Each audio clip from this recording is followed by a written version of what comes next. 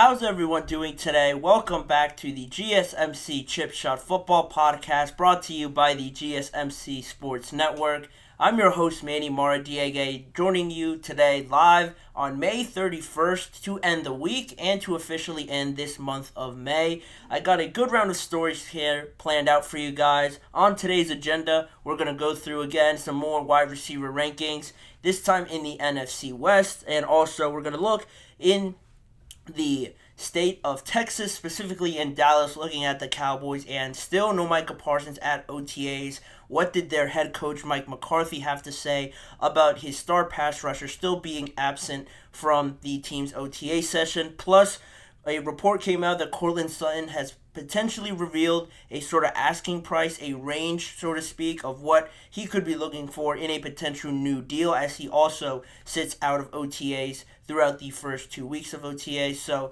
those topics are on hand coming up in just a few seconds, plus much more. Make sure to like, follow, and subscribe to the GSMC Chip Shot Football Podcast. And also, as a reminder, if you have any questions or comments you want to make throughout the show, please use the tip and donations link, gsmcpodcast.net. By using that link, your question will pop up on my screen, and that way I could read it on air and get your guys' perspectives on anything I say or on any of the topics on today's schedule. It's a massive help for the show, so please, if you would, use the tip and donations link, gsmcpodcast.net. But now we can transition into the first segment, the wide receiver rankings in the NFC West, to cap off the NFC conference, and then later on in the next week I'll get into the AFC. But we finish off here in the NFC West. Very interesting teams here, team dynamics with each of them. Two playoff teams here in the Rams and the 49ers. How do they all stack up? There's a lot of good potential in this division based on just the wide receiver groups now after the draft and after free agency. So with that being said, I can start at the number 4 spot on my list. I got the Arizona Cardinals filling there, trailing everybody at that number 4 spot. Really for them, just finally attaining that number 1 bona fide wide receiver there. That man to your left on the screen, Marvin Harrison Jr. Massive draft pick there in last month's NFL draft. To now pair him up with Kyler Murray, probably, or not probably, no doubt, the best wide receiver Kyler Murray's probably had in his time there with the Arizona Cardinals. Then you look around at what other options that you can have to play off of Marvin Harrison Jr. You have Trey McBride, the tight end there, to make up this trio that they have sort of built up through the draft and through free agency. Trey McBride last season led all of the Cardinals receivers in yards and in receptions, had 825 yards and 81 receptions. So he started to establish himself as a reliable target for Kyler Murray. Not so much around the NFL, just because, the reputation that the Cardinals have as of late, not being too competitive per se in the division or in the NFC. Now they're sort of starting to bring in some more pieces, and it's looking a bit more promising than it did last year. Trey McBride coming into his own a little bit. Now you have Marvin Harrison, probably the most ready wide receiver that there was in the entire draft. Both of them filling in and being two pretty reliable options, in my opinion, for Kyler Murray. If he can stay healthy the entirety of the year, I think it will look a lot better, at least on the offensive side of the ball, if you get the sort of production I expect from these two guys. And also, not to leave him out, Zay Jones there, acquired in free agency from the Jacksonville Jaguars. He could be a pretty solid low-end, wide receiver too, potentially, just based on the options you had in free agency. I think he was one of the better ones to attain, to add to your roster. And in saying that, all three of these guys, they could certainly contribute something at best. For Trey McBride, like I said, he finished last year with 825 yards. And if you can get that same sort of production, maybe more, maybe a little bit less at 700, then Zay Jones chips in with another 700 or 800 as well. And Marvin, if by any chance he could get to 1,000 yards, that's a pretty good year for all these guys together for the first time. And I think that way the Cardinals will give themselves a good chance to be in a lot of games if they can make it shootouts and at least be a competitive force in the NFC West Division with these other teams that have a lot of talent as well. And in saying that, that allows me to move on to the next team at the number 3 spot, the Seattle Seahawks, with their 3 main wide receivers, DK Metcalf, Tyler Lockett, and Jackson Smith-Njigba. A number 1 wide receiver in DK Metcalf, so that is a check mark there. Then it is interesting with Tyler Lockett and Jackson Smith-Njigba, because I think right now we're in a period where you're sort of starting to see a switching of roles between the two of them. Tyler Lockett has obviously been the longest tenured player out of these 3 guys, and he has been the wide receiver 1. Now you bring in DK Metcalf, he sort of transitioned into that wide receiver 1. Tyler Lockett became the 2, and now I think you're starting to see, hopefully, Jackson Smith-Njigba transition now into that number 2 wide receiver, because he is super talented. I think last season with the ups and downs, the uncertainties, and the injuries that the Seattle Seahawks had to deal with, JSN couldn't really apply himself to this team and really show everybody what he can do. And plus, he had the usual rookie struggles, the getting used to everything in the NFL. If he can make that transition now and get close to 1,000 yards, similar to DK Metcalf, I think Tyler Lockett, now being 31 years old, can sort of take a back seat now and still be a really good wide receiver number 3 and a third option for Geno Smith there and this offense. And if you can get that massive jump again from JSN, all these 3 guys can bring something a little bit different to the table and add so much versatility to this team. Plus, you have a more established reputation as well with Tyler Lockett and DK Metcalf. Now, in terms of other options and how many numbers that they have in that locker room, you have Noah Fant as well as the tight end option, and Laviska Shenault as well as depth to the wide receiver. So not the greatest of depth there other than these 3 guys, or at least not the most reliable ones, just based on recent performance. So these 3 guys are probably going to carry the bulk of the production on offense if Geno can also stay healthy and produce like he did in his first season. Again, they could be another competitive team, but they have bigger issues, obviously, to fill in offensive line and some spots on the defensive side of the ball. But these 3 guys, I think, are a pretty average, pretty decent wide receiver group here to be number 3 in the NFC West, which means at number 2, I have the Los Angeles Rams. They're filling out the rankings with Puka Nacua, Cooper Kupp, and Tyler Higbee as their main threats on that side of the ball. A very good luxury to have 2 wide receiver 1s, in my opinion. Puka surprising everybody last year, having the season that he did, breaking a ton of records, and just stepping into the NFL without any real rookie wall, any real fatigue there at any point of the season. An outstanding year for Puka, and the Rams really needed it because of the season Cooper Kupp had, dealing with injuries and then coming back and not really fully looking like himself. Now, under another full offseason, these 2 guys, I'm sure, working together. Puka learning off of Cooper Kupp, because in his prime, in his best day, I still think he has a good amount of top-tier days left in the NFL. Cooper Kupp can certainly still compete at this level. I would probably give him a year or 2 more to really be at the top. And you have him playing to his standard, and Puka Nacua, again, continuing on with the standard he already set. You have 2 of the best guys that could really do a lot and almost everything from a wide receiver standpoint. So that plays into their offense, because other than that, you have Tyler Higbee there, like you see on your screen. A little bit older and maybe not the most ideal third option that you would want to have. I would have loved to have seen them add another piece in free agency or through a trade or something, or draft a wide receiver with the amount that there were in this year's draft. But Tyler Higbee certainly not somebody to just sneeze at. He can contribute a good amount. He has a good relationship with Matthew Stafford, and I think that can sort of carry them on going forward, because behind them, you have Demarcus Robinson, Tutu Atwell, Colby Parkinson, solid options, but again, these 2 guys, and probably Tyler Higbee as well, carrying most of the bulk. Similar to the last 2 teams, only really 3 main options here. But I think these 3 options that you see on your screen are definitely the better ones out of the last 2 that I just mentioned, and that would mean at the number 1 spot, probably no surprise to you guys, the San Francisco 49ers. based on the criteria I've laid out, they have everything. They have everything at their disposal. It's almost not fair after this year's draft because you already have Brandon Ayuk, you have Deebo Samuel, George Kittle, all of them, or Deebo probably a top 10 wide receiver, George Kittle top 3 tight end, Brandon Ayuk slowly emerging as a great wide receiver 1 based on the last 2 years that he's had. You also have Juwan Jennings that I don't think gets enough credit for the role that he fills with them.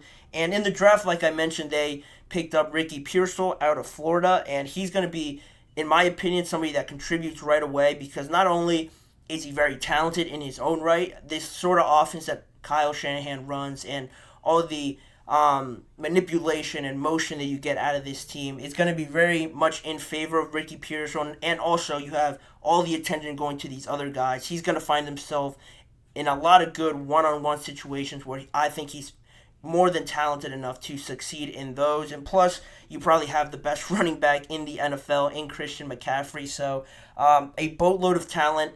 How they distribute these reps to all these guys, that's a mystery that I'll probably never have an answer to. But it just keeps working for them. They're a juggernaut at this point. And they should be right in the mix of everything again in the NFC. If they're able to keep everybody together, I know there is some questions around Brandon Ayuk and whether he figures out a contract extension with the San Francisco 49ers. But again, even if he does go, you could get something back really valuable for him and still have Deebo, George, Ricky Pearsall, who might have a bigger role now if Brandon Ayuk moves on. And still, again, Christian McCaffrey. This team, not to discredit Brandon Ayuk and what he brings, but they are just so front-loaded with this talent that you can't just help but think that if they lose one piece, they have enough to really still compete in the NFC. But, that's my list. They rounded off at the number 1 spot there in my rankings. So, as always, tell me what you guys think of these rankings and either in the live chat box or afterwards in the comments section. But in saying that, we'll go to our first break of the show, and when we come back, we'll take a deeper look at the comments Mike McCarthy made yesterday as the second week of OTAs concluded, what he said about Micah Parsons and still not showing up to OTAs, getting a little bit heated there in Dallas if you really look into it. Could this become a bigger problem? I'll tell you the answer to that after we return. Don't go anywhere. I feel like I'm losing my mind. Is everybody in the world blind? Please, Lord, give me a sign, a sign. I feel like I'm losing my mind. Is everybody in the world blind? Please, Lord, give me a sign, a sign. I wanna be the greatest. Everybody on the fake shit. I look around and feel like everybody is the fakest. I make this every day and I'm impatient, hoping one day I blow up from the basement. Statement, the top is so vacant. I don't hear shit that I think is amazing. Waiting for my day when I'm playing sold out shows for 1,000 faces. Hey, give me that crown, get in my way and to be put down. It ain't your place, all this my town. If I want that shit, then I'll get it right now. I'm losing it, the noose it fits. I'm losing shit, a stupid myth. You choose to live or choose to dip. You choose to fight or lose your grip and lose a gift. Oh, I feel like I'm losing my mind. Is everybody in the world blind? Please, Lord, give me a sign, a sign. I feel like I'm losing my mind. Is everybody in the world blind? And welcome back to the GSMC Chip Shot Football Podcast to dive into our second segment, a more of an open discussion, quite honestly, because I have my notes on it and I have my feelings around this topic on Mike McCarthy's comments on Micah Parsons. But in reality, I want to know what you guys think about this whole situation. Is it a big deal or not? What Mike McCarthy said about Micah Parsons and not being at OTAs yet after 2 weeks of the OTA period going on. Mike McCarthy, in the first week leading up to the weekend of the first week, mentioned to local media that, it wasn't such a big deal. He reiterated the fact that Micah Parsons was in great shape, that he is probably working out on his own, and that he's looking great after that first week. But he did say, or at least inclined to the idea that Micah Parsons, or he expected Micah Parsons to be present for the second week of OTAs, which was this week, and even still now. At the conclusion of this week, Michael Parsons was not there, and it obviously follows the typical protocol of the players needing contracts that would stay away from the voluntary portion of this offseason to avoid any risk of injury and things like that. You see that with CeeDee Lamb just on this team. I think it makes more sense for him just because he is coming to the point where it's cutting it a little bit close with the conclusion of his contract in comparison to Micah Parsons, where he has a bit more time left. I think he has another year plus the fifth-year option on his contract. So they have a bit more time to maneuver with Micah Parsons, but still not showing up to this OTA period. And this is where, you might be asking, why is it a big deal then? If it is voluntary, a lot of players do it, so why does this make it any different? Why is this any special of an occasion to sort of bring up here? Well, although Mike McCarthy has said that, like I mentioned before, Micah Parsons is doing his own workout, is doing great physically, the biggest point for me is that with Mike McCarthy and this team, not only is McCarthy on thin ice, if you want to say that, because he is still playing out his last year of his contract. There has been no talks of an extension, so not too much, margin of error there for Mike McCarthy. And on top of that, you have a new defensive coordinator coming in Mike Zimmer, which is where I start to deviate a little bit towards the side that this could be more of a bigger deal, because if you have a new defensive coordinator coming in, if you are the star player for the Dallas Cowboys, again, I know this period is only voluntary, but in saying that, there is a lot, I assume there is a lot, that this new scheme, that new ideas Mike Zimmer would be bringing in would cause you to, come in a little bit earlier and learn up on that and really be prepared when training camp starts, so everybody, hits the ground running at the same time, rather than, I'm not saying that Micah Parsons probably isn't studying this on his own, but at the same time, you're not really contributing too much and collaborating too much with your other teammates, where on defense there's a lot of communication, there's a lot of signaling, there's a lot of just alignment stuff that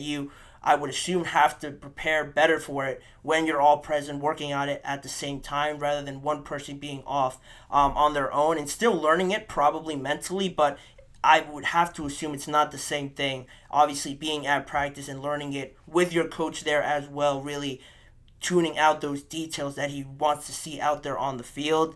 That's one thing, and Mike Zimmer has mentioned before that there will be changes to this defense. It's not going to be the same thing that Dan Quinn was running, even though everyone's accustomed to it. He really made it a point of emphasis that the players will have to adjust to his system to really make this whole operation work with him now at the helm. And it's not also on that topic of Micah Parsons not showing up because he is trying to not get hurt, because he has a contract extension coming up in like two off seasons from now. This usually is something reserved, I would say, for a veteran player, an older player, to not get hurt. But Micah Parsons is only 25 years old, and again, injuries happen to anybody, but it is more likely to happen in older players. So I could see why a Cam Hayward, a veteran quarterback, might not show up to the OTAs portions of this, but at the same time, it just puts more of an onus and more of a spotlight on Michael Parsons, I think, because he is looked at as the leader of this team now, and also he is looked at as the leader and learning a new system, plus the whole idea that before there was some discussion where he was pretty much in the media a lot towards the end of last season, commenting on what went wrong with this team. Maybe they have to find other players that fit this locker room a lot better, that really want to win and want to do better in the playoffs. He had some pretty demanding comments to make before the offseason really got into full throttle here.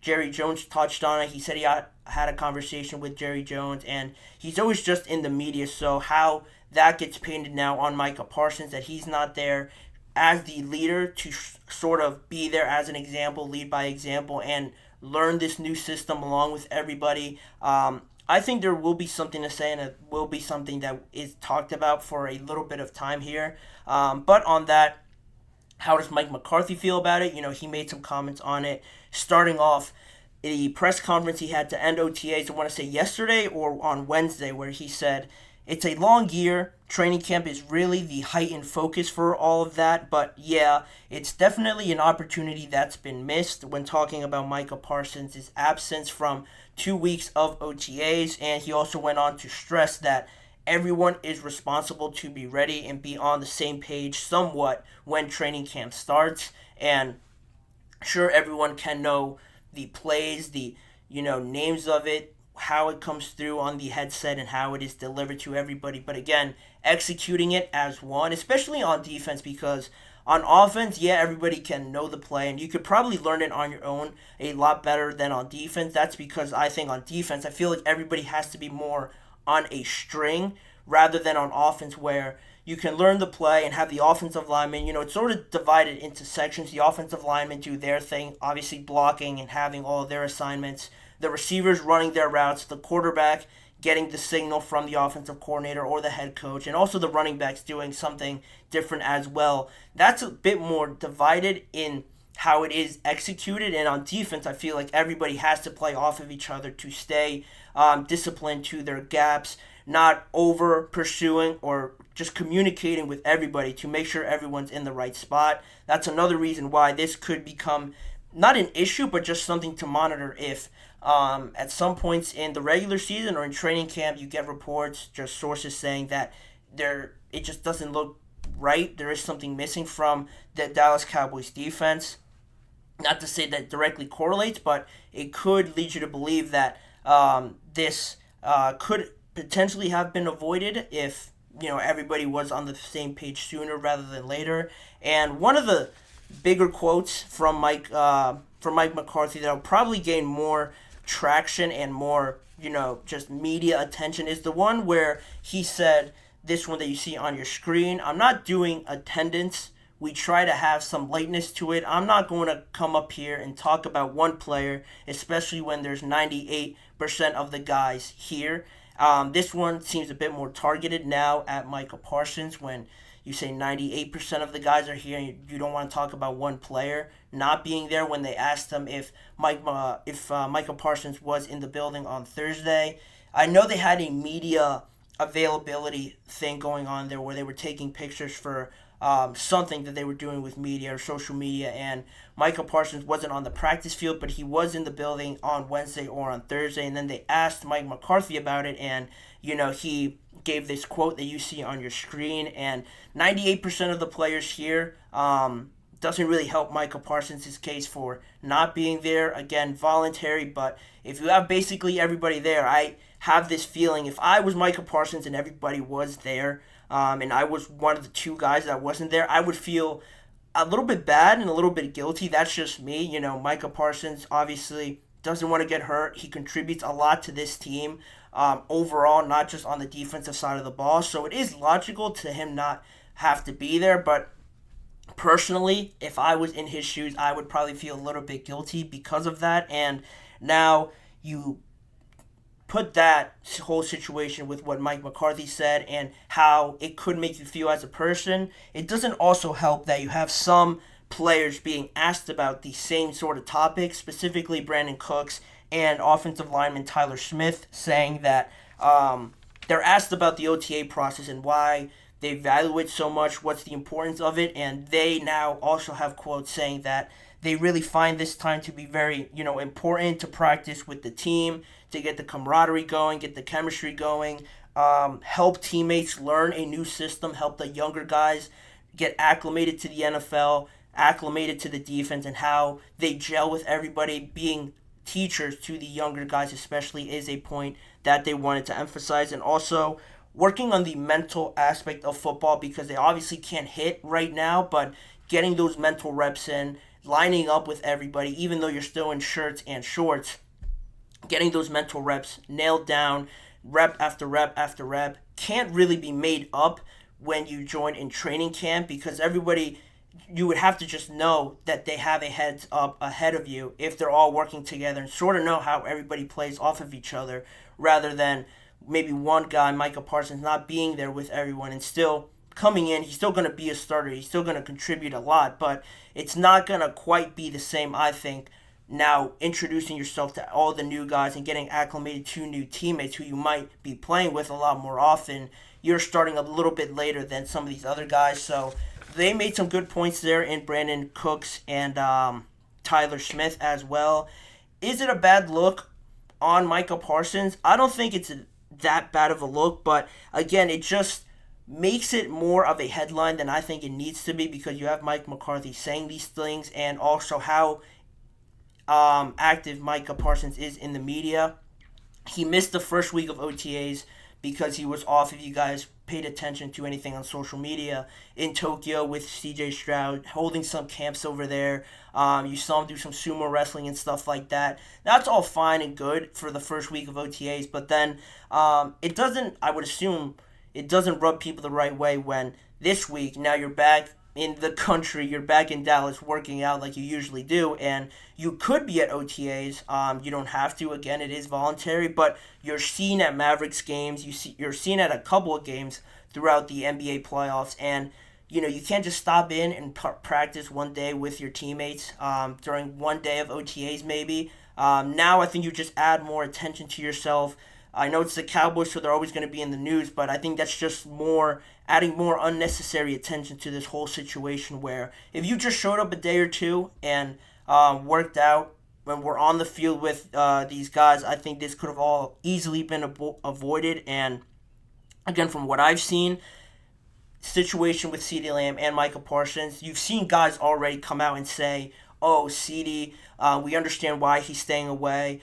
It's good for him. He needs to get his money. You understand it, but I haven't really seen too many guys, one, be asked about Micah Parsons not being there, so that's one thing to preface, but also really going out of their way to say they understand why Micah's doing it. Compared to CeeDee, you kind of get some validation and some guys sort of sticking up for CeeDee Lamb, for a lack of better terms, on his situation rather than Micah, and not too many people saying, oh, we get why Micah's doing it. Nobody's really commenting on that, which I think is something else to make note of as well.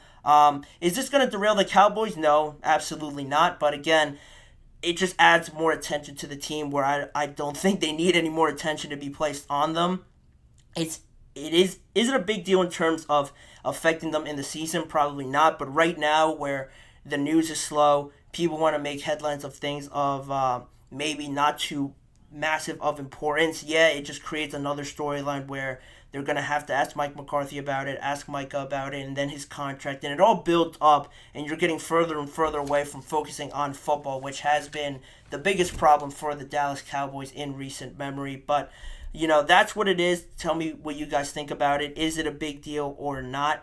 That Micah Parsons hasn't been there for the 2 weeks throughout the duration of OTAs, and could it become a bigger problem with his contract negotiations in the future? But we're gonna leave it there and move on with the next break of the show. And when we come back, we're gonna talk about Courtland Sutton and his contract negotiations. Another player absent from OTAs. What is his status right now looking like, and how much money could he potentially be looking from the Denver Broncos come a breakthrough in the discussions? I'll give you guys more details on that when we return in just a few seconds. Don't go anywhere.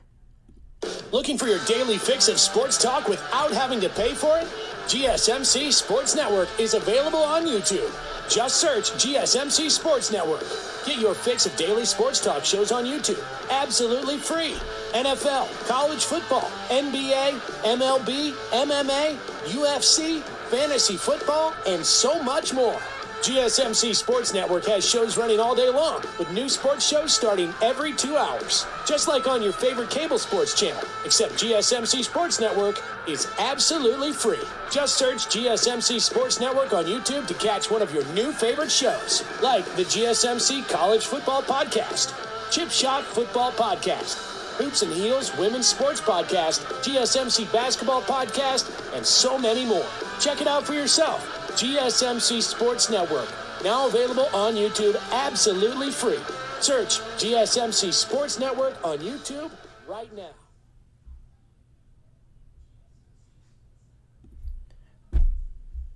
Moving right along with the show and into our third segment on today's episode, Courtland Sutton and some more contract negotiations going on around the NFL.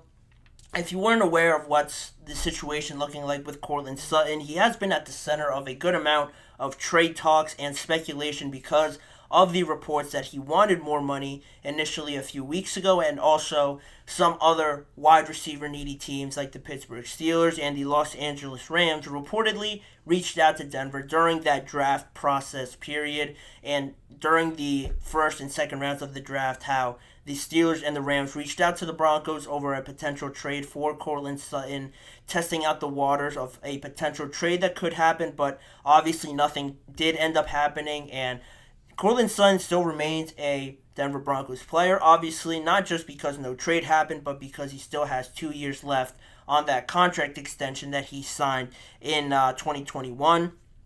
But now he isn't present at OTA, so that obviously raises a bit more questions on how Courtland Sutton's feeling around the temperature on the team. You know, you have the quarterback situation, and just from last season, it all really didn't go well at all. Nothing really too positive to take away from it other than his performances that he contributed to this team. Still only 28 years old. He contributed a lot without really a consistent top-tier quarterback like a lot of these other talented receivers do have around his age. He still managed to put up 10 touchdowns last season despite ranking 56th in targets in the NFL, which is remarkable for a guy like him in the prime of his career. To be ranked at 56 in targets is pretty mind-blowing for how impactful he just appeared at some of the crucial points of the game. He had a good connection with Russell Wilson as well, and it always just seems that he could do so much more, but just the target share isn't there, and that obviously has to do with the quarterback talent not being there. Now some more uncertainty being thrown at him this year. You could probably still expect for him to put up similar numbers as he always has because this is now becoming a trend, but on that, you would now start to think that he would want more money like it has been reported, and Courtland Sutton, according to these reports, hopes to receive a new deal before the start of the season, but the leverage and the advantage really isn't in his court just because, like I mentioned, he has 2 years left on his current deal. He is set to make $13.6 million this season, which comes at the idea that you'd obviously want a pay raise from that because 13.6 as a salary. We just finished talking all throughout this week about all the wide receivers that have gotten their deals and how much guaranteed money they have. The annual salaries are just blowing all expectations out of the water. The minimum, and right now in my eyes, for a wide receiver one, which I believe Courtland Sutton is probably no less than 25. You can make an argument for $26 million if you're really above average wide receiver number one. And Courtland Sutton on that salary, $13.6 that he's going to make in 2024, he's about $12 million short of that. And recent reports on the sort of money that he is looking for is pretty surprising to me. Just on the sources that they say he isn't trying to reset the market by any means, but he is looking for a raise that would pay him about $15 to $16 million per year. So not a big jump there in asking price for Courtland Sutton from the Denver Broncos. I know, again, they are pretty tied down from the whole salary cap circus that happened with the contract of Russell Wilson and how tied they are to him, pretty much paying his entire salary while he goes to play for the Pittsburgh Steelers. So that's an issue there to work out, but, not a massive pay raise asking price from Courtland Sutton, which raises some more questions in my mind and some more just topics to talk about. Really, the main question is, should Courtland Sutton deserve more than $15 to $16 million? I think for what he's done for Denver, I think he definitely does deserve that. If he's planning on staying with the Denver Broncos and really won't push for another trade, I would certainly ask for at least in the 20s, at least 21 to 22, because I think that way, I know he's under contract, but at the same time, the Denver Broncos can't go out and sign another wide receiver or really Maybe draft one if you get lucky, but again, that's a crapshoot. So to find another guy that's as talented as Courtland Sutton, I think you kind of put him in a corner there with the Denver Broncos and not really having another option outside of him if he really decides to stay. So to say that he's only asking for 15 to 16, I think he's selling himself short there with that asking price if that really turns out to be the concrete, price that he wants to make per year. At the same time, I don't think it's out of the realm of possibility that he knows of the salary cap situation and troubles that the Denver Broncos find themselves in, so he could be trying to do them a favor there. Not so. It's just something not typical. You see, players are looking out for themselves, trying to ensure their safety and their security if something were to happen to them in the dangerous game of football. They want that security there, and Courtland Sutton, I think, can probably ask pretty confidently to get over $20 million, and I think the Broncos could potentially budge at that asking price, but they continue to have these discussions. Courtland Sutton not at the OTAs period. It'll be interesting now if he appears at the mandatory minicamp. If he doesn't, based on that information, it'll be even more notable if he gets fined or not. Some teams rescind the fine if they understand from the player's point of view and don't want to ruffle some feathers there. They'll rescind the fine and not punish them for not being there because they understand what is going on with the negotiations. So when they have their mandatory minicamp, that'll be something to watch out for if Courtland Sutton continues to be absent. And I just think Denver desperately need to keep Sutton because they also traded their other wide receiver 1, wide receiver 2, and Jerry Jeudy, depending on how you view Jerry Jeudy around the NFL. They traded him, so really you're not working with too much other than Josh Reynolds, who I liked in combination with Courtland Sutton. It won't really do too much if Sutton is traded or just decides to go somewhere else or not play. They need Courtland Sutton. They need the depth there, especially with a rookie quarterback as well. Having Courtland Sutton will do wonders for Bo Nix if he starts, or Jared Stidham, or Zach Wilson to have some sort of success there with this wide receiver to have as an option there. So you need that to make that transition a lot easier. But in saying that and moving on, or not moving on, but just moving on to a different sort of topic on this, 15 to 16 million also doesn't push anybody away realistically from trading for him. That's the other sort of side of this story with Courtland Sutton. Usually if you're asking for a trade, something the other team will look at is the contract. Can he fit into our salary cap situation, and can we afford him, basically, especially with 2 years down the line, he might ask for another extension. Asking for $15 to $16 million per year, not only does it keep teams there, but I think teams will be barging down the door if they know they can get a guy like Courtland Sutton at that low of a price, asking price for salary, $15 to $16 million per year. I think teams will certainly come more often now for the Denver Broncos to try and really inquire about Courtland Sutton to ask for a trade, give up maybe more assets now because they can afford him if he's really asking for that much.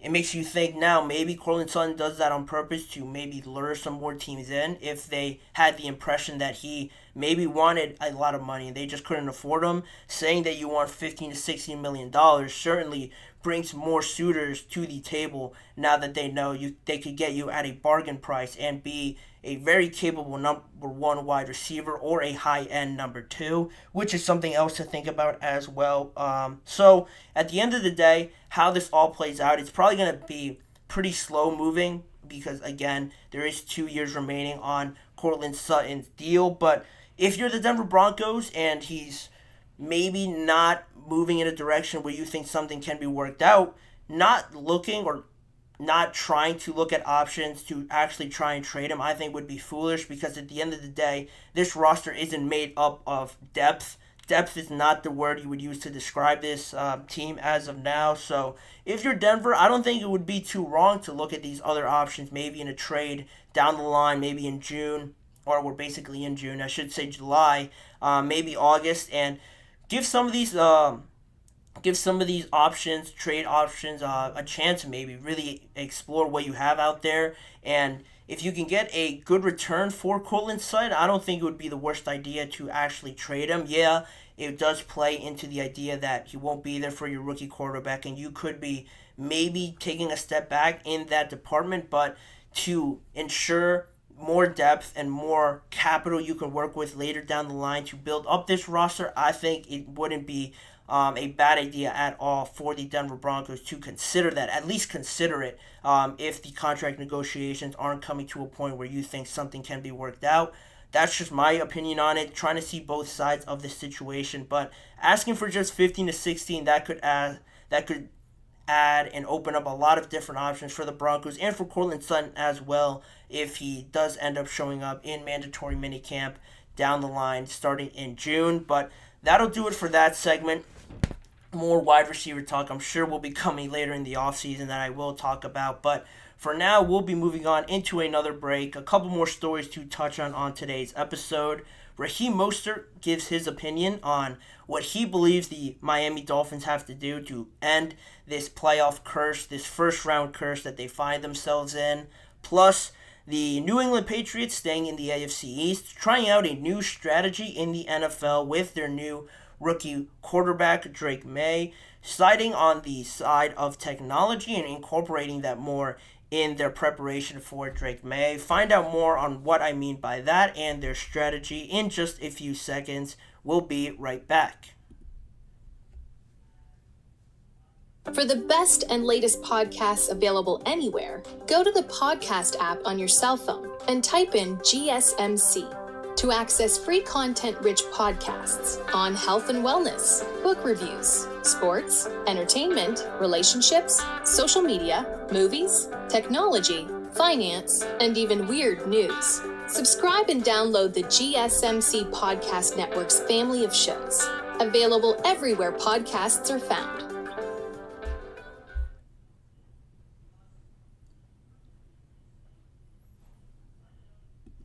Moving right along with the rest of the show, before I jump into the topics and before I jump into a comment I had that made me laugh, I want to remind you guys, if you have any questions or comments you want to make on today's show, to use the tip and donations link, GSMCpodcast.net, that you see on your screen. By doing this, I can see your question pop up in my chat box, and that way read it on air and get your guys' thoughts on anything I say or on any of our topics.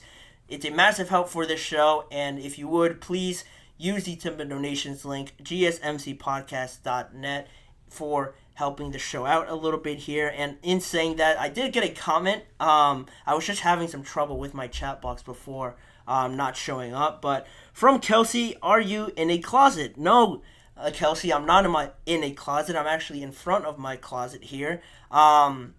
This is where I can get the best lighting, Kelsey. This is where you guys can see me a bit clearer rather than anywhere else in this room. So, no, I am not in one. I am in front of my closet here. But sticking to football and sticking to the next topic we have, Raheem Mostert and this playoff curse that the Miami Dolphins sort of find themselves in.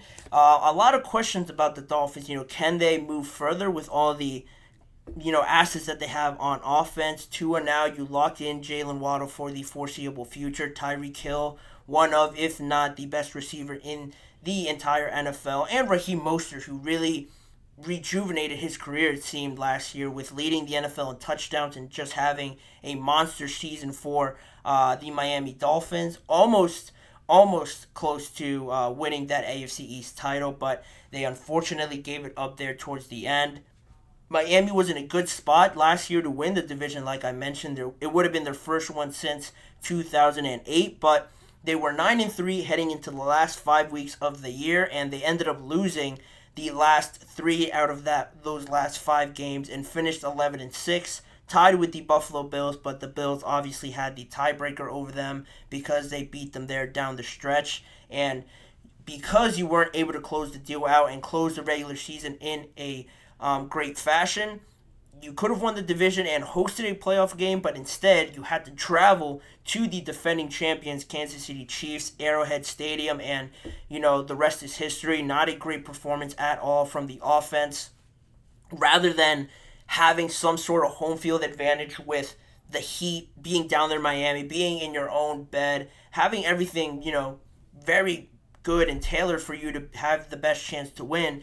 You have to travel to Arrowhead, play in the freezing cold, which I can't even imagine what that feels like. I'm not a cold guy. I'm not a cold weather guy, and just the thought of getting hit over and over again in that football game, there wasn't a lot of passing, so the running backs and the offensive linemen were really going through it, I would have to imagine, and that just did not spell out to be a good situation for the Miami Dolphins, and they obviously lost and continued their playoff drought that has been extended now. Over the last 5 playoff appearances, they've all been one and dones.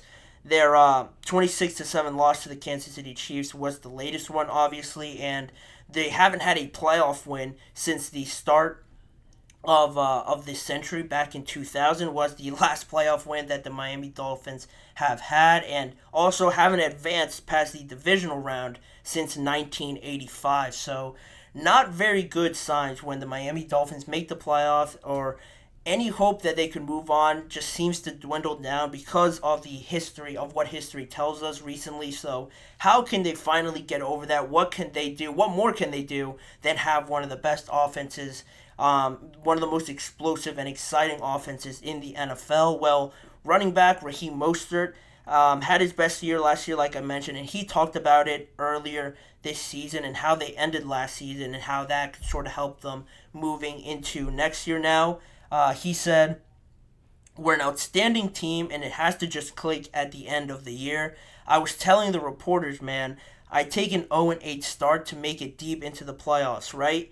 And trying to get to the championship round. One of our biggest kryptonites has always been that first round." And he also emphasized how everyone having the mentality towards the end of the year was something else that he took notice of, and just something that everybody needs to correct once it really becomes crunch time and once it really gets to the nitty gritty, and you have to put out your best performances, or else not to say that the whole regular season and everything you've done goes to waste, but it certainly almost feels like that when you put in the work, you've put in the work to have a great record, and then the first round comes, and not only do you feel like you've let everybody down, but you feel even worse because you had it in your hands and you let that slip by, but you still made the playoffs and you found yourself in a tougher situation, and you just can't recover from that mentally. Again, like he mentioned, it really just checks you out at that moment because you're let down for not winning the division. Now you have to travel to Arrowhead, and you're just not in it mentally. And also the injuries that they had as well. Jalen Waddle didn't play in that playoff game against the Kansas City Chiefs, so that's another thing. And on the topic of home field advantage, having the division in your hands stings even more because the last 3 of the last 5 playoff losses that they've had have been on the road. So other than those 2 other losses that were at home to the Baltimore Ravens, which isn't something to be too ashamed of, in those early 2000 Baltimore Ravens, one of their best teams in recent memory. Those defenses were off the charts. So those, people can give you a pass on, but the other 3 were on the road. So just emphasizing more of that home field advantage that I really think the Dolphins need, especially to just get over the hump. To get over that hump, if you're at home, it gives you the best chance to at least, have a sigh of relief and have the best chance. If you win that game, it's the weight is off your shoulders a little bit, and that gives you a bit more confidence to maybe next time when you are in a situation where you're on the road, maybe you have more confidence now because you've at least already done it at home in a playoff game. So to get over the hump and finally break that curse, they're definitely going to be having to play at home, in my opinion. And my sort of doubts around the whole situation really just has to do more with consistency rather than just having the mentality and just be clicking all at the same time there towards the end. To me, consistency with this Dolphins team is the biggest thing, just because it's one thing to stay healthy and have the momentum right at the right time, right? Like Raheem Mostert alluded to, but there were some games where they were ugly games where the Dolphins only put up 14 and 19 points, and they had an easier schedule last year rather than this year, where towards the tail end of that, they could find themselves in a similar situation where they have a gauntlet of teams that they play. I know that they have the Packers in there. I think they have the Houston Texans in there. The Bills they might have twice, and the New York Jets. So the end of season in 2024 is not going to be any easier than it was last year. So of course you want to be clicking all at the same time, but I think the consistency with this team and showing it at all points of the season, not just starting 0-8 and then clicking there towards the end. There are still doubts around those teams that do that. And also starting very well like they did and then dying off towards the end. Again, it all has to do with consistency and maybe not rattling off 6 wins towards the end or having a bad losing streak in there, but maybe stacking up 3 to 4 wins, then maybe you lose a couple, 1 or 2, then you stack up some more, lose 1, win another one, sort of like that, having it be staggered rather than really great start and then drop off towards the end, or really bad start and then you found something to really ride into the playoffs. I still don't think that's the best situation for me, just because can you trust that if you found it so late and then just hope that it continues on in the playoffs where that level of talent just spikes up tremendously? That's how I feel about it, and this consistency around this Miami Dolphins team isn't more so about just finishing and having the mentality rather than trying to carry the consistency of the playing level at all points in the season, because at some points, like I mentioned, the level of play from the Dolphins wasn't up to standard, and I just don't think they could rely on that to just click and expect it just because they have great players on the offensive side of the ball. But that's just me. Those are the comments Raheem Mostert said. They're oddly enough my favorite to win that division. Based on everything I just said, I think they have a good chance of doing it. Last year was sort of a trial run a little bit of having a legit team. Now I have confidence in Tua and this team. They're too good not to get it done. They're my pick to win that division. So if they can apply some of these things, I think they'll be in a good spot to do it in 2024. But in saying that, we'll move on from that discussion and wrap up the show with one more segment we have coming up after the break. The New England Patriots using some virtual reality in their preparation to get Drake May up to speed and getting him NFL ready. What are my thoughts on it? What are other people saying about it? And could this be something that could be incorporated elsewhere around the NFL if it goes well? Stick around to find out more on that topic. You're listening to the GSMC Chip Shot Football Podcast.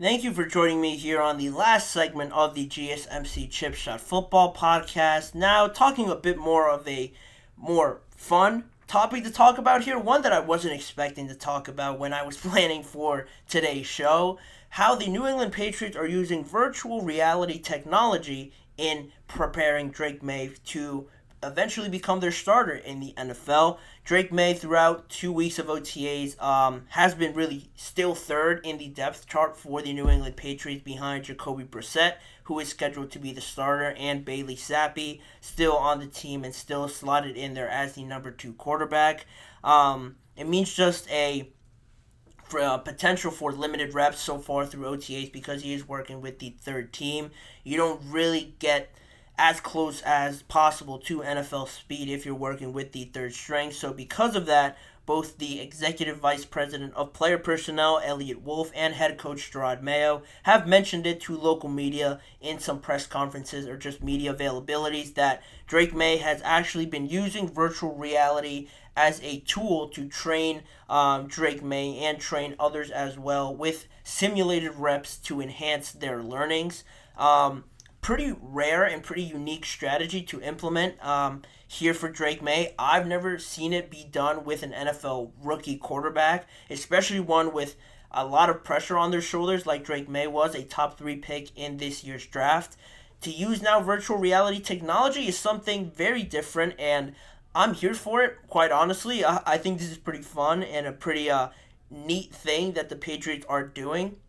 Just embracing some new forms of going about training, because you always hear about the Patriot way and being sticklers for how they do everything. Gerard Mayo and their new executive vice president, Elliott Wolf, come in there and throw a curveball right away, using some new tools and new technology to sort of grow their way of doing things. I'm always a fan of change and doing things outside the book, and it really piqued my interest as to how this could all work for Drake May. And, some people around the NFL or close to the New England Patriots, specifically NBC Sports, Boston Sports Tonight. They had a show recently and they actually talked about this topic at hand. And one of their co-hosts, Mike Felger, brought up how the owner, Robert Kraft, was an owner of the Boston Uprising, an esports team based in Boston, and they, just to say the least, were not fans of Drake May using virtual reality to sort of get ready to be an NFL caliber starting quarterback in the NFL. They weren't big fans about it, and they sort of alluded to the fact that because Robert Kraft was involved in this esports realm and was the owner of the Boston Uprising team in the esports league that had a team based in Boston, they sort of alluded to the fact that could have been why they decided that this was a good idea to use on Drake May, because you've never seen it in the NFL. I can see why some people would think that virtual reality, how does that apply to the top of the top, the best of the best athletes? To have virtual reality, not many people will buy into that really helping their quarterbacks if they're going up against some of the best athletes, some of the best minds in the game. How much really could virtual reality help out and prepare them to play against grown men out there who are, again, some of the best athletes in the world? That's where some of the doubt, comes from. The league, the esports league that I mentioned before, really didn't go far. It didn't develop into anything real serious, but Felger believes that now, because that they have this whole equipment and they invested so much money into it, they decided to use it and invested in Drake May and helping him learn in a different way, because he isn't really getting too many reps as of right now with the first team. They want to get him as much playing time and repetitions in this offense as much as they can. So they implemented this virtual reality, and in all seriousness and all, big thinking and just general thinking with this whole topic, oddly enough, Jayden Daniels, another rookie quarterback in the NFL now, is another quarterback that has used virtual reality as a simulation to sort of get those mental reps in, but at the college level, at LSU, you dig deeper into this and you get some more information on it, and you find out that LSU's Jack Marucci is LSU's Director of Athletic Training. He made an appearance on the NFL Network's Move the Stick podcast, and he gave a detailed explanation as to how LSU used actually a similar system to this virtual reality technology in their time with Jayden Daniels, and how that really helped him a lot in his development at LSU. He made it a point that he explained how it allows players to actually see different concepts, coverages as well, cover one, cover two, quarters, and stuff like that. It gets them more exposure to those situations with, I guess, a virtual reality helmet or the goggles, whatever they use specifically. They put that on and they could actually see different concepts with that and see different coverages along with, just seeing everything line up in front of them in almost as close to real life as you can get in VR.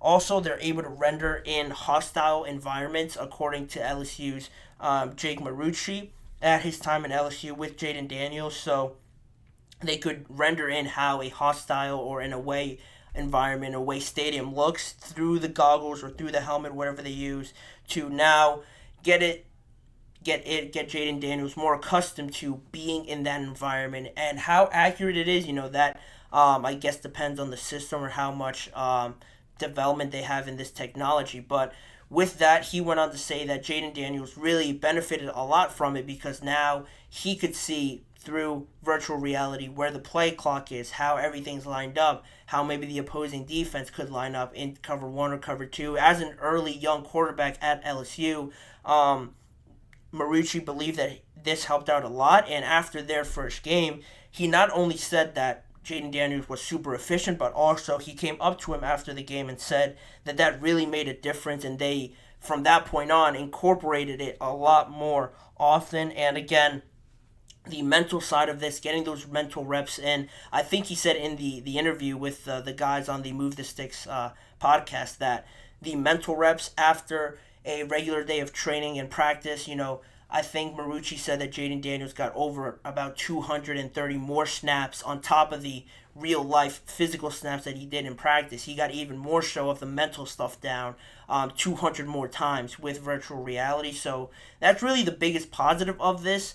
And the biggest caveat with all of this and how successful it was with Jaden Daniels, it was at a college level. So that obviously is a major point to bring in here because, again, college is not the NFL, obviously. So to use it here with Drake May, is it a risk? I like the fact that they're doing it. I like the different implementations and strategies that they might be using to develop a quarterback. But it does make me uneasy, honestly, that you're going to be playing out there against some grown men, some of the best athletes. So maybe this won't be, and I don't expect it to be the main source of how they develop Drake May. I think that's the most important part. But right now, in the very, very early process of the offseason, it doesn't hurt to get Drake May more mental practice with seeing some opposing defenses, how everybody's lined up, how they move and maneuver themselves through this virtual reality technology.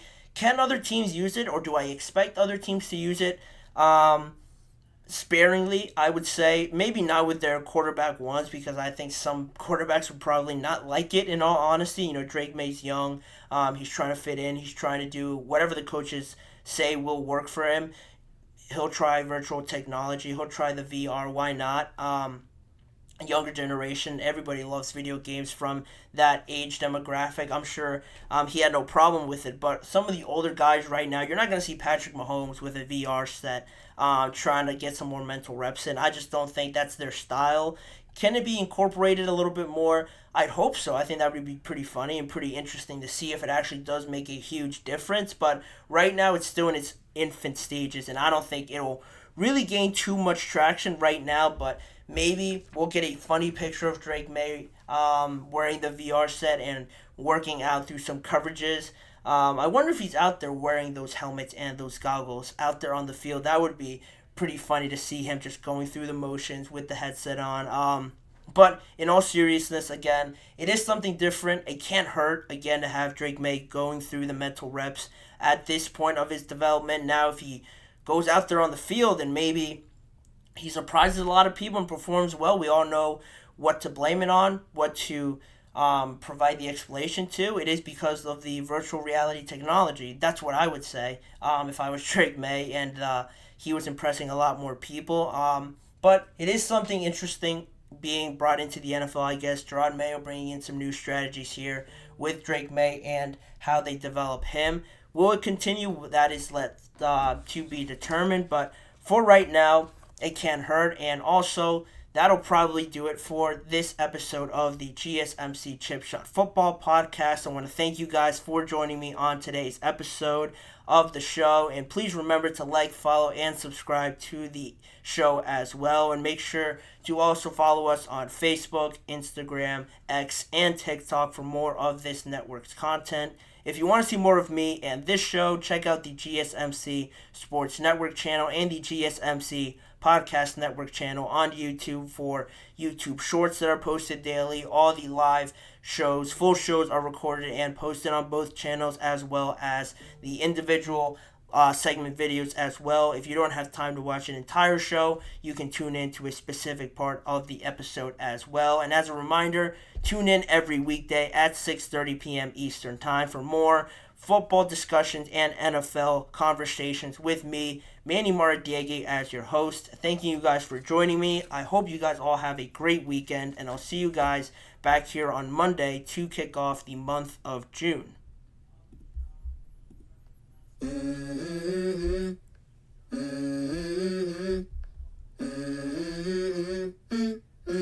Let's go.